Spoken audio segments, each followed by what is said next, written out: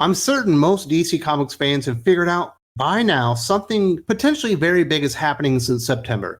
We're having a lot of creators leave titles they're on right now. A lot of the runs that are happening that are central to Dawn of DC are basically wrapping up at the end of Absolute Power, the big event from Mark Waid and Dan Mora. And we've also had the rumblings about Scott Snyder's Ultimate Style universe. And I've certainly been told that that will be spinning out of Absolute Power.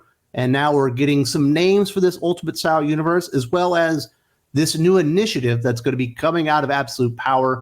This is all from a couple of articles from Rich Johnson on Bleeding Cool talking about the rumors that are out there. He basically, when he writes, it's almost like voice to text or something like that. So I've had to rewrite a lot of this just to make it sound normal when I say it out loud. But this is the gist of what he had to say, and I'm going to provide my own context as well as some of the information that I've had regarding the Ultimate Style universe to be launched by Scott Snyder that I've talked about a little bit here and there on the channel, but I do have some amplifying information that both contradicts and also confirms some of the stuff that Rich Johnson was talking about this week. There have been rumblings for some time that Scott Snyder is returning to DC Comics to launch a line of books similar to Marvel Comics' Ultimate Universe that reimagine a number of main characters in a new continuity, recreating them from the ground up. And we have a name for it, Absolute Comics or just Absolute. And I would say that name fits the line pretty good. You know, Ultimate is a very powerful word. If you're going to have a DC adjacent version of that, Absolute makes sense. You know, Absolute is certainly associated with the DC Comics brand as a publisher.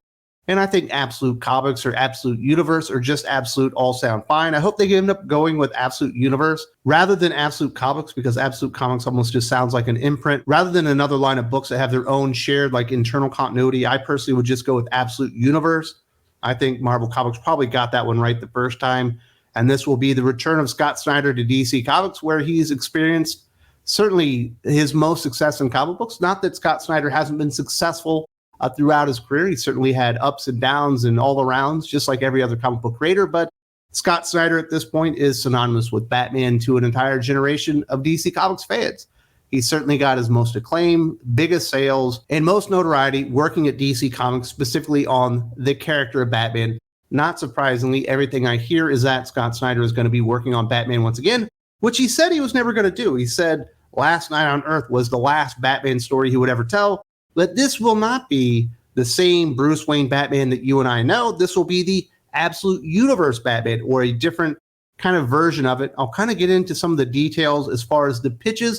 As far as I know, they're very, very short, but I do have some pretty decent information regarding the three main characters that are going to make up the Absolute Universe and kind of where they're going to be taking those characters and who the creators are going to be. Rather than a central creator-focused line or something with major publisher oversight like Dan Didio's New 52 or Jeff Johns' DC Rebirth, Absolute Comics will be a line of radically reworked versions of well-known DC characters from major comics creators in the fashion of Marvel's Ultimate Universe, separate in continuity from the rest of DC, but sharing its own internal continuity between books, unlike Elseworlds.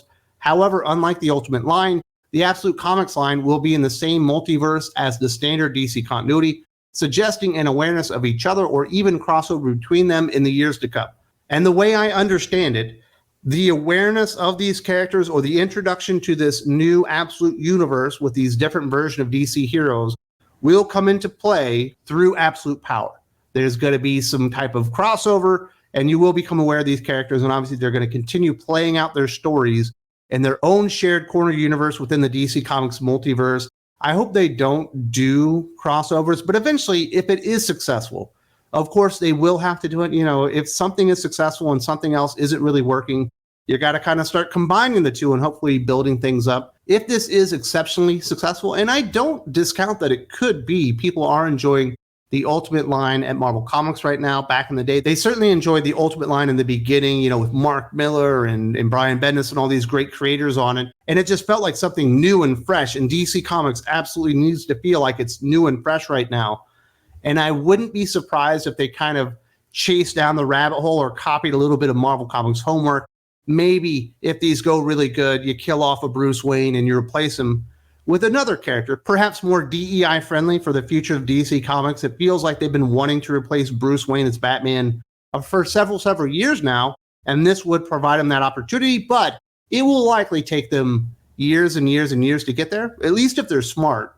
If they go in there, it's successful, and then within 6 months they kill off Bruce Wayne and have a new Batman, they will have jumped the shark and gone way too fast and probably alienate and turn off a lot of people and basically lost a lot of money in the process. But I would not be surprised if down the road, the long-term plan or vision of somebody at least would be to find an alternate version of Batman, similar to what they did with Spider-Man within the Marvel Ultimate Universe. And now we have a fully integrated Miles Morales into the 616. We're about to get Spider-Gwen in the 616. Whenever they create these characters in fringe universes, eventually the shine wears off. It's not as popular as it once was, but there's still money to be made theoretically within the alternate version, so they just shove them into the main universe, much like DC has done with almost everything, whether it be Wildstorm or Milestone or obviously the Watchmen and all that kind of stuff. So the long-term ramifications of the Absolute Universe are probably quite negative, especially if you're a DC Comics fan and you like continuity, because it's likely to get very convoluted. But I don't think they're going to do a lot of crossovers early, and I think it's just kind of going to spin out of Absolute Power. At least that's the way I understand it at this point. Later, Rich Johnson states, I do not know the creative teams, but yes, I presume Scott Snyder will write at least one. Mark Waid, who is doing Absolute Power, is a natural, and Ram V is coming off Detective Comics just at the time that Absolute Comics and DC's next initiative are hitting. So I would look to him as well, but these are just guesses. There are some like Donny Cates who were previously attached, but for one reason or another, didn't work out. Oh, come on, Rich. You know why Donny Cates didn't work out and why he ain't going to be hired by Marvel Comics or DC Comics, within the next several years. Donny Cates did some bad things and basically got himself blacklisted, likely from both companies, and I wouldn't be expecting to see him attached to anything, but I wouldn't have been surprised to see him attached to this initially.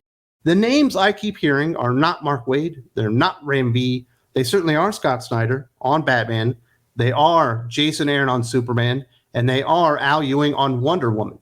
Those are the three names on the Trinity in this new Absolute Universe that I keep hearing. Mark Waid is going to be writing Justice League. That's the way that I understand it. And I did think perhaps after Absolute Power, they were expanding their plans for Absolute Universe or whatever you want to call it, and making a Justice League book with Mark Waid.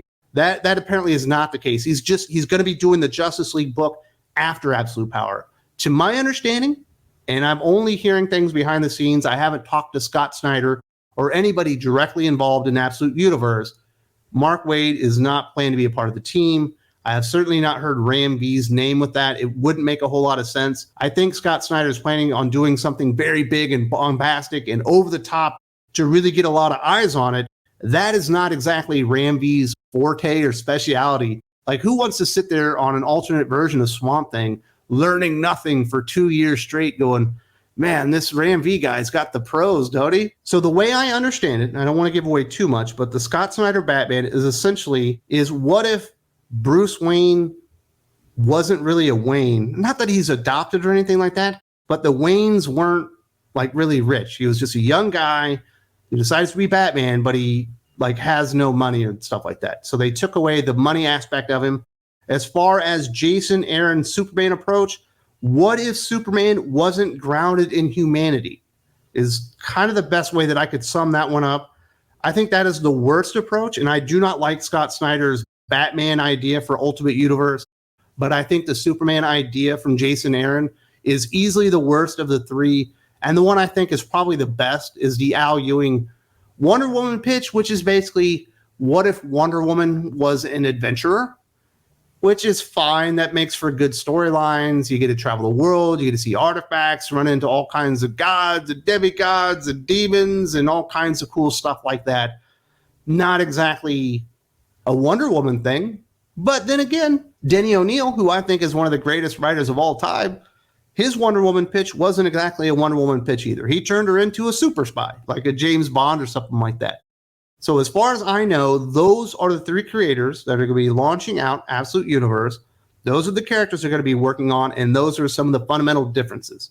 I don't want to get into too many of the details because then you start burning sources and stuff like that. Me personally, just on the information that I have, not exactly exciting. But I will certainly check it out because it is going to be new. It's going to be different. And I want to give all these books a chance, and perhaps Bruce Wayne not actually being Bruce Wayne is an exciting thing. Perhaps Superman not being grounded in humanity opens up an entire world of opportunities to tell great stories with Superman that actually somehow still feel like Superman. I don't imagine that they will, But, going around the world, seeing Diana Prince discover artifacts and fight demons and stuff sounds perfectly fine to me. But it's not really exciting stuff. It's not giving you something like Ultimate Spider-Man, where you're getting that MJ Peter Parker relationship that you've been waiting for. You're like, oh, wow, I'm getting excited about that. When I've heard the very brief pitch on those 3 books, there's nothing that really gets me excited. But I do have very limited information, and perhaps the artist will be mind-blowing. I imagine it's not going to be Greg Capullo on Absolute Batman, but perhaps they go out there and get an even better artist. Maybe Clay Mann will be on the book, and they really knock it out of the park, not only with the artist, but the pitches, while they might be lackluster on the 1 or 2 liner. Once you actually get into them, maybe these are really awesome versions of the character. I do have to give them a chance. But those are the details that I do know. This is all a part of something much bigger at DC Comics, another initiative. Dawn of DC is winding down. It's time to launch something else out. There will not be a reboot or even relaunch of the main line. Most of DC's current comics will remain intact, and continuity, along with many creative teams, will continue on. The broader initiative Snyder and other creators have been working on is rumored to be called DC All In. This is being seen as an attempt to do New 52 right alongside a DC Rebirth with a more holistic approach. Absolute Comics will follow sometime after Mark Waid's Absolute Power event in July and August. DC All In will continue the continuity of New 52, DC Rebirth, and Dawn of DC. I honestly don't think that you can do New 52 right while also having a DC Rebirth style approach to your comic books. New 52 was a radical change to the origins of the characters and the motivations of the characters and the looks of the characters and what we were going to do with them. And that's basically why it kind of fell apart after a while. It just kind of collapsed in on itself. Because for the most part, outside of maybe a Batman and a couple of other characters, it didn't feel like the characters. It didn't feel like the universe that was supposed to happen. And the continuity just, quite frankly, never made sense at all. Like, none of it made sense. So I do think this we're trying to please everybody all at the same time approach will never work. If you try to speak to everyone at the exact same time with the exact same product, nobody's going to hear it. You have to get an idea, sell people on your idea, and go execute it to your highest level. If you're trying to have a New 52 approach with DC All In while also having a DC Rebirth approach to DC All In, it's not going to work because the two are opposed to each other. It's like two ends of the magnet that don't want to go together, and you can't force them to because at the very heart of their nature, they don't connect. And I think that's going to be a big problem.